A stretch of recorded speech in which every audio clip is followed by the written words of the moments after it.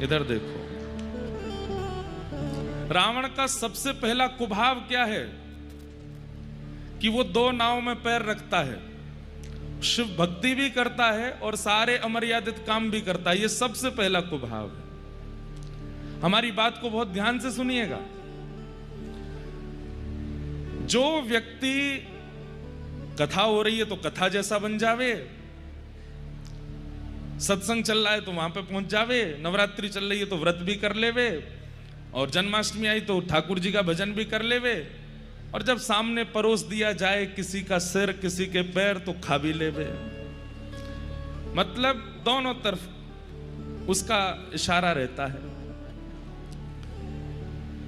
कथा भी सुननी है, वृंदावन भी जाना है, गिरिराज जी परिक्रमा भी करनी है, बिहारी जी को 56 भोग भी लगाने हैं, लेकिन पीने खाने में कोई आचरण में शुद्धि नहीं करनी, छल कपट में बिल्कुल भी कटौती नहीं करनी, किसी के ईर्ष्या करने में, किसी का बुरा करने में कोई उसका घाटा नहीं जाता। और वैसे देखा जाए तो वो कभी कंठी पहने घूम रहा है, कभी रुद्राक्ष डाले घूम रहा है, कभी माथे पे बड़े बड़े तिलक लगाए घूम रहा है। मतलब ये रावण ही तो है। कहां वो रावण रोज सुबह उठ करके महादेव का आवाहन करता है, अभिषेक करता है, प्रणाम करता है, वंदन करता है, त्रिपुंड लगा करके घूमता है, अपने आप को महादेव का सबसे बड़ा भक्त घोषित करता है, और आचरण में निर्बलों की जान ले लेता है, परई स्त्रियों का हरण कर लेता है, स्वभाव में मधुरता दूर दूर तक नहीं हो, महादेव को भजता भी है।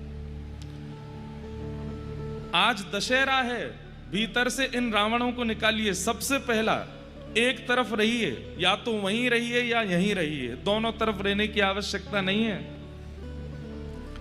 आपको अच्छा लगता है कथा में आना, लेकिन वहां पर भी रहना पड़ता है, तो धीरे धीरे प्रयास करो। हम ये नहीं कह रहे तुरंत छोड़ो, पर धीरे धीरे वहां की स्थिति को कम करना प्रारंभ करो, वहां के भाव को